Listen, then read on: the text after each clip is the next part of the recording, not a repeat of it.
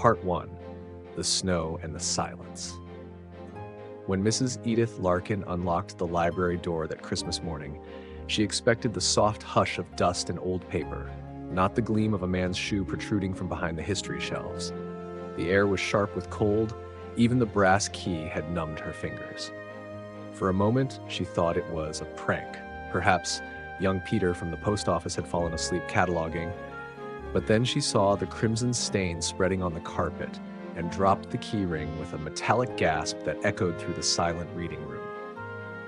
By the time Inspector Hale arrived from Much Benham Station, the snow had sealed the roads. The small village of St. Mary Mead lay under a thick white blanket, every roof hunched like a shoulder, every chimney trailing thin gray ribbons of smoke.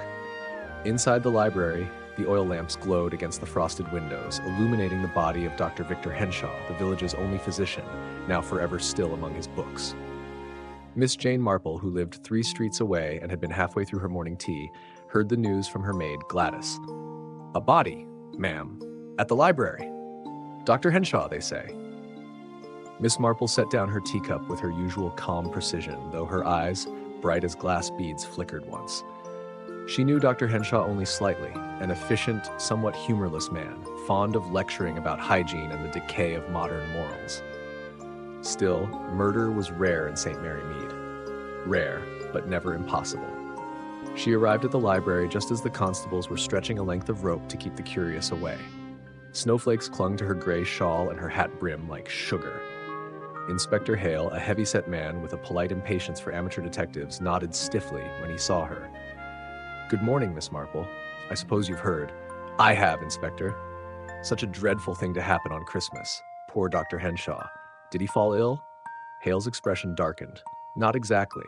Someone struck him from behind. We found the weapon, a heavy brass candlestick. No fingerprints. And judging by the blood, well, it wasn't a quick end." Miss Marple clasped her hands. How very tragic. A man so particular about everything. It seems almost poetic, doesn't it, that he should be found among the shelves he so adored. "Poetic or not, it's murder," said Hale. "And someone in this village did it. By midday, word had spread faster than the snow could fall. The postmistress had heard it from the vicar's wife, who claimed she saw a stranger near the library last night. The vicar's wife, in turn, swore that Mrs. Patricia Winters had been arguing with Dr. Henshaw earlier in the week. Patricia, young, beautiful, and recently arrived with her husband, Dr. Gerard Winters, was already the subject of whispered envy and speculation. Miss Marple, careful never to indulge in gossip but always to listen, took her afternoon walk past the Winters' cottage. It was a pretty house with ivy-covered windows, smoke rising lazily from the chimney. Through the lace curtains, she glimpsed Patricia at the piano, her slender fingers resting on the keys, not playing. The woman's stillness struck Miss Marple as peculiar, too measured, as though she were practicing the art of appearing calm. Gerard Winters opened the door before Miss Marple could knock. "Miss Marple, what a surprise. Good afternoon, Doctor. I was just passing and thought I might offer my condolences. Such dreadful news about poor Dr. Henshaw." Gerard's smile was thin. Indeed, a tragedy. The man was, well, he was complicated. "We didn't always see eye to eye, but no one deserves..." He trailed off. "Do come in." The sitting room was warm, almost uncomfortably so. Patricia rose to greet her, wearing a dark green dress that shimmered in the firelight. She looked pale, her lips drawn tight. On the mantelpiece, Miss Marple noticed a framed photograph. Dr. Winters in his white coat, smiling beside a hospital building, Patricia beside him, eyes turned slightly away from the camera. "You must forgive the state of the house," Patricia murmured. "We'd planned to spend Christmas quietly. Now, well, the village feels quite haunted." "Yes," Miss Marple said softly. "It's always rather a shock when death visits where one least expects it. You knew Dr. Henshaw well, I believe?" Gerard and Patricia exchanged a glance so brief that only someone like Miss Marple would have caught it. "We worked together, in a sense," Gerard said. "He was overseeing the local clinic before I arrived. Retired now, of course, but he had opinions, strong ones," Patricia added quickly. "He could be charming when he wished to be, but he knew too much about everyone." The words hung in the air, faint and tremulous, before she bit her lip. Miss Marple merely nodded, eyes on the flickering fire. "I dare say he did," she murmured. People who keep records, doctors, librarians, vikers, always seem to know more than we wish them to. And sometimes, she added gently, that knowledge can be dangerous. At dusk, the village gathered at the inn, where the fire was roaring and the ale was strong. The talk, of course, was of the murder. Some said it was robbery. Others blamed tramps or soldiers on leave. But the librarian, Mrs. Larkin, swore she'd locked up properly the night before, and nothing was missing. Not a coin, not a book. Inspector Hale interviewed the villagers tirelessly, though Miss Marple suspected his patience wore thin. When he questioned Mrs. Patricia Winters, the young woman trembled visibly. I didn't go near the library, she insisted. I was at home with my husband. You can ask him. I already did, Hale said. He confirms your alibi. Still, if you remember anything at all, you'll let me know. She nodded, eyes shining with unshed tears. But Miss Marple, who had observed countless tears in her day, thought these were not of sorrow but fear. 2 days later, a thin, nervous boy named Peter from the post office brought Miss Marple an envelope. Found this near the hedge by the library, ma'am, he whispered. Didn't think I ought to give it to the police. Looks personal. Miss Marple smiled kindly. You did quite right to bring it here first, Peter. Curiosity is a dangerous thing, but sometimes very useful. The envelope was damp, the ink smudged. Inside lay a single folded page, torn from a doctor's notebook. The handwriting was unmistakably Victor Henshaw's, neat, rigid, almost surgical. December 22nd. Spoke again with GW matter more serious than I thought. Must act before it's too late. Patricia knows nothing. Better that she doesn't. Miss Marple read it twice, then once more aloud, as though tasting each word. GW, she murmured. Gerard Winters. Oh dear. That evening, she paid another visit to Inspector Hale, who was hunched over a map of the village at the police station. I found something you might wish to see, she said mildly, handing him the note. He scanned it, frowning. So Henshaw met with Dr. Winters the day before his death. Could be medical business, perhaps. Or perhaps not, Miss Marple said, gentle but firm. You see, Inspector, I've lived here long enough to know that Dr. Winters left his hospital position rather suddenly last spring. There were rumors, as there always are. Hale looked up sharply. Rumors? About a patient, Miss Marple said, a young woman who died unexpectedly. Nothing proven, of course. But such things have a way of following one, even across counties. The inspector leaned back, rubbing his chin. You think Henshaw knew something about it? I think, Miss Marple said, that Dr. Henshaw was not the sort of man to let another's misdeeds go unremarked. And that, I fear, may have cost him his life. Snow fell harder that night. The lamplight glowed dull gold against the white drifts as Miss Marple walked home. The village was utterly still. No carols, no laughter, just the distant creak of branches under ice. Yet somewhere in one of those tidy little houses, a murderer was watching the same snow and wondering if he or she had been discovered. When she reached her gate, she noticed something unusual. Her mailbox hung open, the latch broken. Inside was another envelope, this one sealed tightly and marked with her name in a bold, unfamiliar hand. She carried it into her parlor, lit the lamp, and opened it carefully. Inside was a single photograph. Dr. Victor Henshaw standing beside Gerard Winters, both in lab coats smiling stiffly, but someone had drawn a red X over Henshaw's face in what appeared to be lipstick. Miss Marple set the photo down and reached for her shawl again. Oh dear, she whispered. I think the game has begun. The next morning brought no peace. Inspector Hale came to call, snow on his boots and a grim look on his face.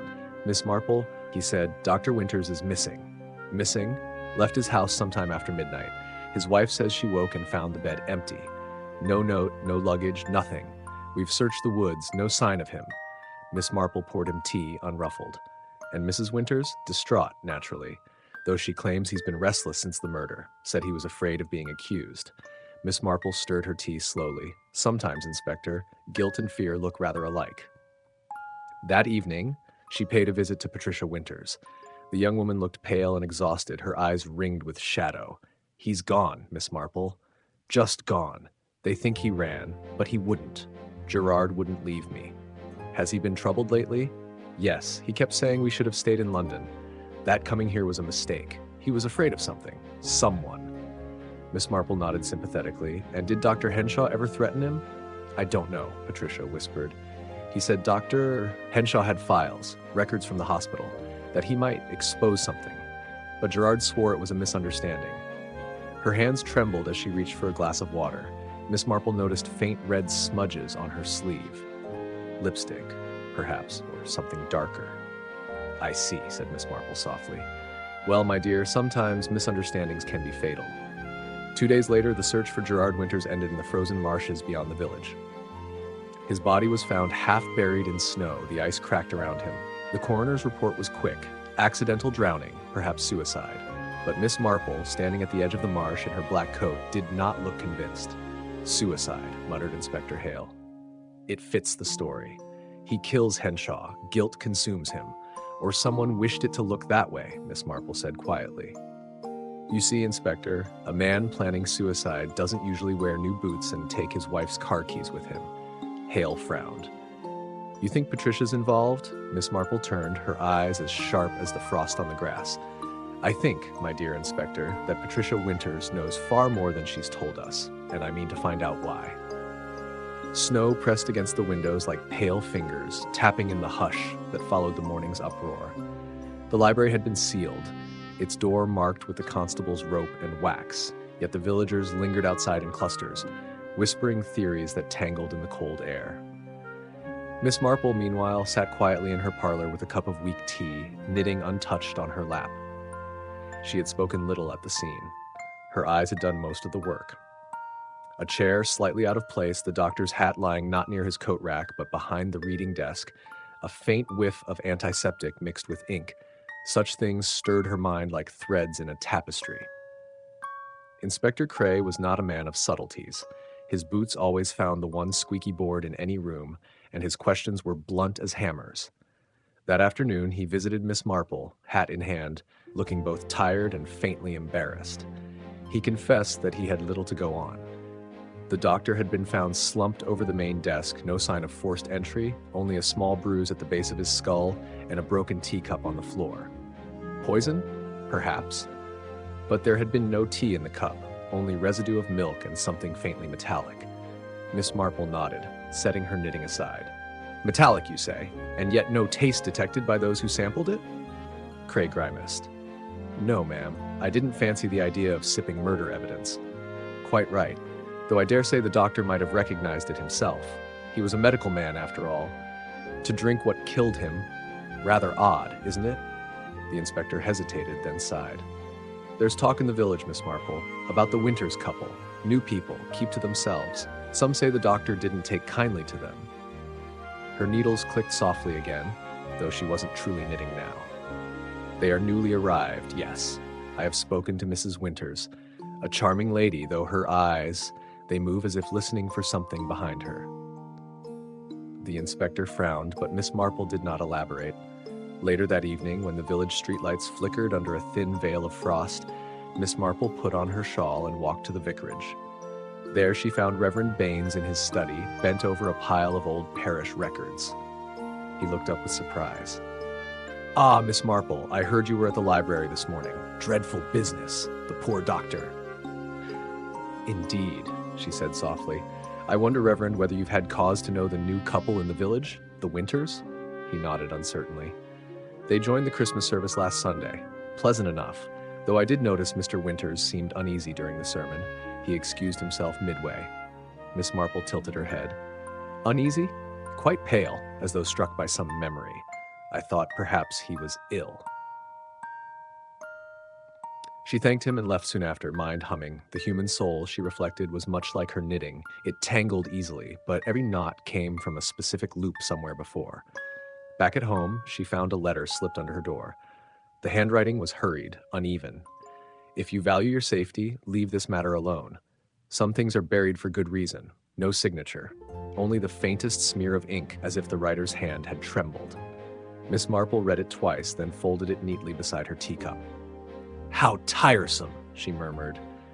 Threats always mean one is close to something useful. The next day, she paid a call on the Winters household. Their cottage stood at the edge of the lane, smoke curling thinly from the chimney. Patricia Winters opened the door, pale as parchment, her dark hair swept back too tightly. "Miss Marple, do come in. I'm afraid the place is a bit untidy. My husband's been dreadfully upset." Miss Marple smiled politely. Such a shock for everyone. I thought perhaps a visit might cheer you. How is your husband? Patricia's hands trembled as she poured tea. He hasn't slept. He says he keeps seeing the doctor's face. They'd quarreled, about his practice. Ah, Miss Marple murmured. So they knew each other professionally. Patricia hesitated. Yes, in a way. My husband was once a surgeon in London. He had some trouble. A patient died. There were inquiries. That's why we came here, to start anew. Miss Marple sipped her tea, watching the steam curl between them. And Dr. Henshaw, did he know of your husband's past? I don't know, but the doctor could be cruel when he wished. He liked to remind Gerard of failures. A door creaked upstairs, heavy steps descended, and Dr. Winters entered the room. His face was drawn, the eyes bloodshot. Miss Marple, he said curtly, I'd appreciate it if you didn't unsettle my wife with talk of that day. We've had enough misery without prying. Of course, she said mildly, though I assure you, my prying has never been unproductive. For a moment, their gazes locked. Then he forced a brittle smile. If there's nothing else, she rose and left without protest. But as she walked home, her thoughts were busy. The doctor's hand, she'd noticed a faint stain of iodine near his cuff and a tear in the glove discarded by the door. A small detail, perhaps, but details were her bread and butter. That night, snow fell again, erasing footprints from the previous day. The village seemed to sink into itself, lights glowing dimly behind curtained windows. At midnight, Miss Marple was awoken by a distant sound. A muffled cry, quickly smothered. She wrapped her shawl and peered out. A shadow moved near the library, slipping past the gate. The constable had sealed the door. Whoever entered had no business there. She lit a lantern and made her way cautiously across the lane. The snow muffled her steps. The figure ahead moved with purpose, carrying something metallic that caught the lamplight. Then a gust of wind swept through, and the figure vanished behind the library wall. By the time she reached the steps, the door stood ajar. Inside, the darkness smelled of damp paper and old secrets. Someone was rifling through the librarian's desk. She could hear the drawer slam, the rustle of papers. "Looking for something, are we?" she said quietly. The intruder froze. Then a beam of light flashed across her face. It was Patricia Winters. Her expression was desperate, wild. "Miss Marple, you shouldn't be here." "I might say the same to you, my dear." Patricia clutched a small ledger to her chest. "He told me to destroy it, said it would ruin us if anyone saw." "What ledger?" But before Patricia could answer, another figure appeared in the doorway. Dr. Winters, his overcoat flapping, eyes blazing. "Patricia," he shouted, "give that to me." She backed away, shaking. "No, Gerard, you lied. You said it was over." Miss Marple stepped aside as he lunged forward. The ledger slipped from Patricia's hands, scattering loose pages across the floor. In the lamplight, Miss Marple glimpsed words written in the doctor's neat hand. Patient record, G. Winters. Unauthorized procedure. A sudden silence filled the room. Dr. Winters stared at the pages, then at Miss Marple. "You don't understand," he whispered. "He was going to expose me. Everything we built would have been gone." Patricia's voice broke. "You killed him, didn't you?" His hands trembled. "It wasn't meant to happen. He confronted me here that night. I only meant to scare him, to make him stop. But he fell, hit his head. I thought, God help me. I thought he was still breathing when I left." Miss Marple watched him quietly, the lantern's glow turning her face to gentle shadow. "And then you returned to remove the evidence." He didn't answer. Instead, he knelt to gather the papers, his movements oddly calm. "You'll tell them," he said finally. "Of course you will." Patricia began to sob. "Gerard, please, there must be another way." But Miss Marple's gaze softened. "There is always another way, my dear, but not always another truth." Outside, the first church bell rang midnight. Snow continued to fall, silent and relentless.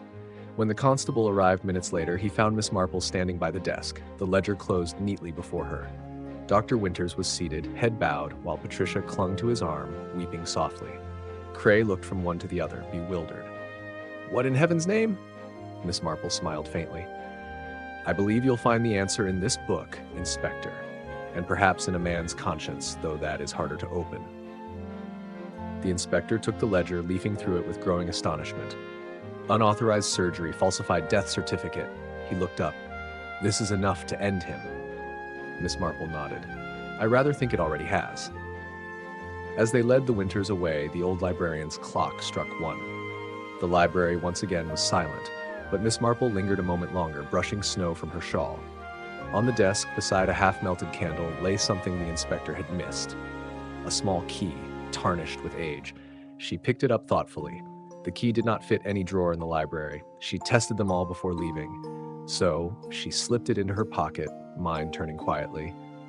Outside, dawn crept faintly over the rooftops. Yet beneath that gentle light, something still felt unfinished, as though the night had whispered only half its secret. And deep within the stillness of St. Mary Mead, Miss Marple knew that one question remained. If Dr. Winters had acted in panic, then who exactly had sent her that threatening note? Morning came gray and reluctant, dragging itself across the frost-crusted fields of St. Mary Mead. The villagers spoke in low tones as news spread of Dr. Winters' confession. The story changed shape as it passed from mouth to mouth. Some said he had poisoned the victim, others that he'd struck him in a rage. Only Miss Marple, seated by her window with a modest breakfast of toast and marmalade, felt the hollow echo of something incomplete. She had seen too many tragedies tied with neat ribbons of guilt to mistake them for the truth. Confessions, she often said, were rather like wallpaper, sometimes hiding more than they covered. By noon, Inspector Cray stopped by again, his expression a mixture of relief and annoyance. "It's all tidy now, Miss Marple. Winters will hang his head and sign the papers. The ledger's proof enough for the magistrate. You've done the village a service, as always." Miss Marple smiled thinly. "I'm pleased to have helped, though I do wonder, have you discovered who sent me that rather unkind note?" He blinked. "Note? Yes. The one slipped under my door, warning me to keep away from the matter. I dare say it wasn't from either of the Winters. They were far too busy trying to keep their own secrets." Cray frowned, scratching his chin. "You were suggesting someone else was involved?" "Oh, not suggesting, dear Inspector. Merely observing. After all, whoever wrote that note knew there was a matter worth avoiding before anyone else did." He shifted uneasily, muttering something about superstitious nonsense, then took his leave. But the unease lingered even after the sound of his boots faded down the lane. Miss Marple rose, wrapped herself in a heavy coat, and set out for the library once more. The place had reopened briefly for inventory. The constable on guard was kind enough to let her in, assuming she was there to assist with cataloging. Inside, the air was faintly warmer, though still touched with the odor of extinguished candles. The desk where Henshaw had died was polished clean, the floor scrubbed until no stain remained. Only the rows of books looked unchanged, patient, silent witnesses. She moved slowly, her fingertips grazing the spines. Titles whispered in dust: The Anatomy of Guilt, Poisons and Their Uses, Memoirs of a Village Physician. Behind the librarian's counter, a narrow cabinet caught her attention. She took out the small key she had found the night before and tried it. The lock turned with a reluctant click. Inside lay several envelopes, each marked with initials and dates. One was addressed to G.W., Gerard Winters. Another bore the same handwriting, but the initials P.W. for Patricia. A third, written in a heavier script, read, "To be delivered in the event of my death." Miss Marple's heart gave a small, startled flutter. The letter inside was short, written in Dr. Henshaw's firm hand. "If you are reading this, it means the truth has caught up with me at last. I have been forced to take precautions. Should harm come to me, know that it will not be by chance. The Winters hold secrets, yes, but so do others. Trust no one, not even the constable." Miss Marple folded the letter carefully. The constable? That was an unexpected thread. She left the library in thought, her eyes half closed against the biting wind. The constable, young Harris, had been diligent enough but overly curious about her doings. He'd arrived too quickly at the scene that first morning, and she recalled now that faint odor of disinfectant on his gloves, the same metallic tang she'd noticed on the broken teacup. Coincidence, perhaps. Yet coincidence had a poor track record in her experience. That evening, Miss Marple invited Inspector Cray to tea again, along with young Harris, under the pretense of offering them both a warm meal after the long day. The inspector accepted gratefully, the constable less so.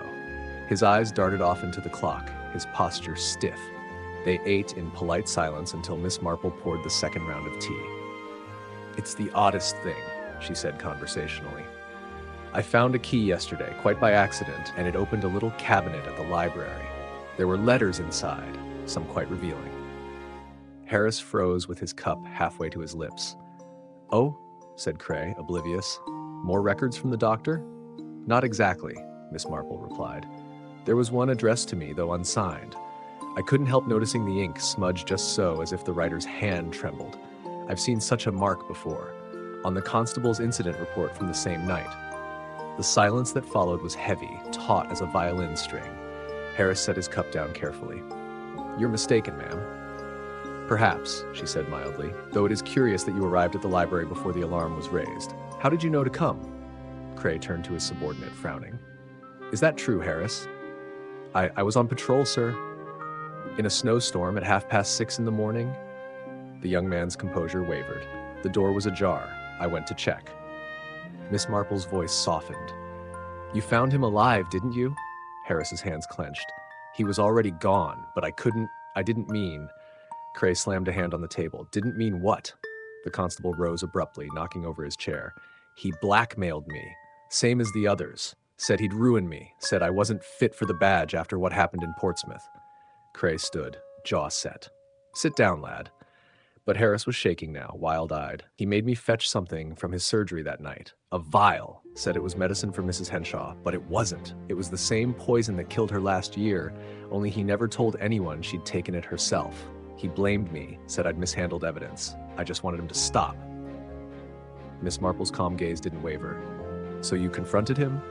"I only pushed him. Just once. He fell, hit his head. I panicked. And then that other doctor came in, Winters. He said we could both be ruined if word got out. He told me to keep quiet, said he'd fix it." Inspector Cray's face had gone pale. "Good Lord," Miss Marple nodded slowly. "So the Winters covered the accident to protect themselves, while you destroyed evidence to protect your uniform. A rather tragic circle, don't you think?" The constable sank back into his chair, tears freezing on his cheeks. "He was a devil, that man. He used everyone." Cray exhaled heavily, rubbing his temple. "We'll have to take you in, Harris." The young man nodded numbly, offering no resistance. When they had gone, Miss Marple sat alone beside the fire, the fading warmth crackling softly. She felt no triumph, only a quiet sorrow. Evil, she mused, was rarely the work of monsters. More often it came from frightened, foolish people, each convinced they had no choice. The next morning, a gentle knock sounded at her door. Patricia Winters stood there, pale but composed. "I heard about the constable," she said. "Will they release my husband now?" "I believe so," Miss Marple said kindly, "though the truth has a way of leaving marks, even when the law does not." Patricia nodded, her eyes glistening. "I thought coming here would give us peace, but it seems even small villages have ghosts." "Indeed," Miss Marple murmured, "especially when one brings them along." After she left, Miss Marple took her knitting to the garden, where the snow was beginning to thaw. The birds had returned, their timid chirps breaking the stillness. It was then that she noticed a final letter tucked between the pages of her newspaper. No envelope, only a folded sheet. "You were right, Miss Marple, about everything. I've turned myself in. I don't expect forgiveness, but thank you for seeing what others refuse to see. G.W." She read it twice, then set it gently on the table beside her. Justice, she reflected, was rarely swift, nor was it clean, but it was, at times, merciful. The church bells began to ring for the late Christmas service. From the hilltop, she could see the villagers gathering, their breath rising in silver clouds. Life, stubborn as ever, went on. Yet as she turned back toward the house, she couldn't shake the faint unease that lingered like a chill beneath her shawl. For in her mind, the doctor's final letter repeated itself. Trust no one, not even the constable. But who then had he truly feared? Because even now, with Harris arrested and the Winters' secrets laid bare, Miss Marple sensed another hand, unseen, deliberate, guiding it all. Someone who had known of the poison, of the quarrels, of the letters locked away. Someone who had erased every trace of themselves while others tore each other apart. The thought made her pause at the gate. Snowflakes drifted again, faint and soundless, as if the sky itself wished to cover the village once more. She whispered to no one in particular, "It isn't over yet, is it?" The wind offered no answer, only the quiet creak of the library's weather vane in the distance. turning, endlessly turning, like a clock that refused to stop. The year turned quietly in St. Mary Mead. Snow melted into gray slush, the villagers swept their steps, and the scandal of the doctor's death settled into local legend. People spoke of it with that peculiar fondness reserved for tragedies safely in the past. Miss Marple alone felt the tremor that still pulsed beneath the calm. Each time she passed the library, she would glance at the door, half expecting to see the ghost of Dr. Henshaw sitting once more behind the desk, his spectacles glinting under the gaslight. But ghosts, she knew, seldom appeared where one expected them. It was late January when she received a visitor she hadn't anticipated. Mrs. Baines, the vicar's wife, a bustling, talkative woman not prone to secrecy. That morning, however, she arrived pale and hesitant, clutching a small bundle wrapped in newspaper. "I didn't know what to do with this," she began, eyes wide. "It was found behind one of the hymn books in the vestry. The cleaner discovered it yesterday." Miss Marple unwrapped the bundle. Inside lay a glass vial, half full of amber liquid, its label torn away. Alongside it was a folded page, a note written in the same tidy hand as Dr. Henshaw's letters. "For safekeeping, to be delivered only if necessary. J.B. will know the reason." "J.B.," murmured Miss Marple. "That would be the vicar himself." Mrs. Baines nodded quickly. "He swore he knew nothing about it, said it must have been hidden without his knowledge. But I remember, Dr. Henshaw and the vicar had several private talks before Christmas. Long ones. I thought it was about the charity fund." Miss Marple's lips thinned. "Yes, quite. The charity fund." After the vicar's wife left, Miss Marple sat in silence, the vial glinting faintly in the winter light, the same metallic sheen, the same weight she'd seen in the doctor's empty cup. If Dr. Henshaw had entrusted this to the church, it was not to keep it from thieves, but from those who knew its purpose. Someone had wanted that vial back, someone who'd known it existed. That afternoon, she visited the vicar himself. Reverend Baines greeted her warmly, but without his usual ease.